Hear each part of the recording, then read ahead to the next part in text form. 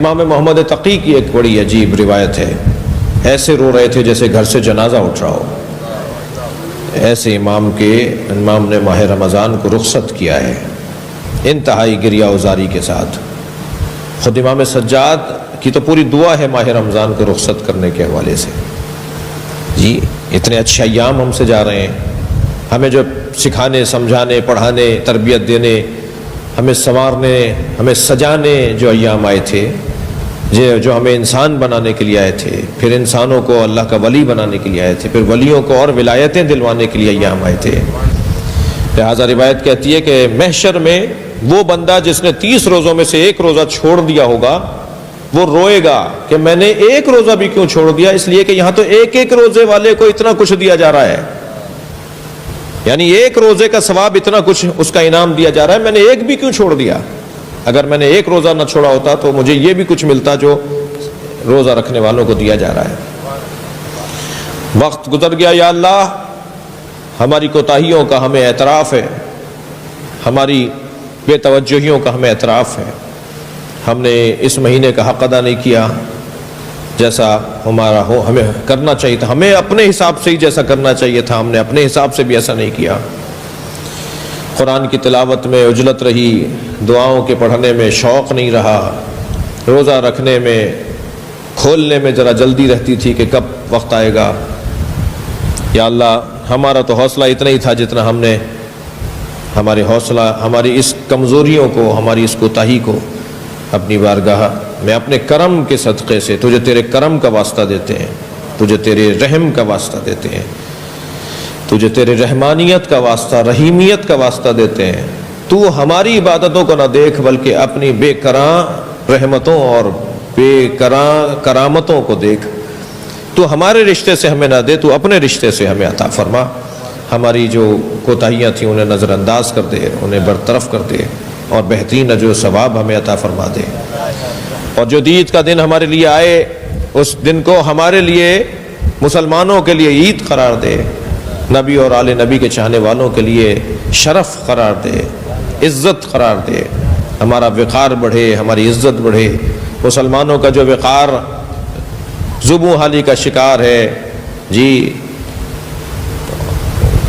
وہ وقار جو مجروح ہو چکا ہے، یا اللہ یہ عید جو آ رہی ہے ہمارے وقار کو دوبارہ سے پلٹا دے، ہماری آبرو کو دوبارہ سے پلٹا دے، ہماری عزت میں اضافہ فرما دے۔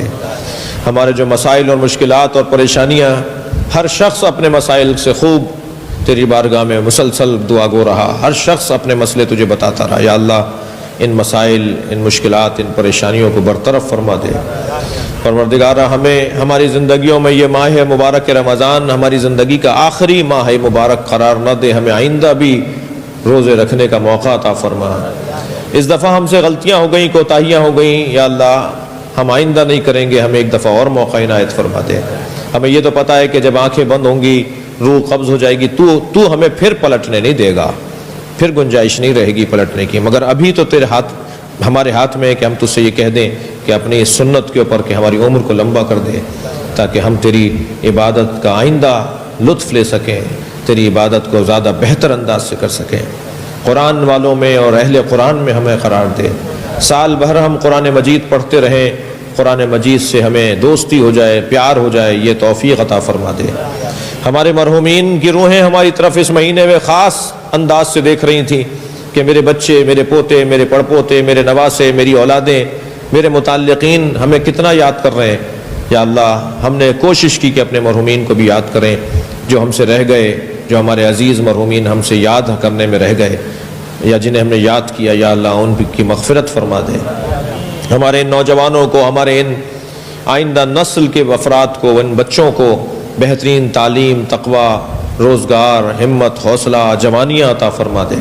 ہماری بچیوں کو عفت و پاک دامنی، تربیت اولاد، شوہر کی خدمت، اپنے گھر کو چین سکون سے رکھنے کی توفیق عطا فرما دے۔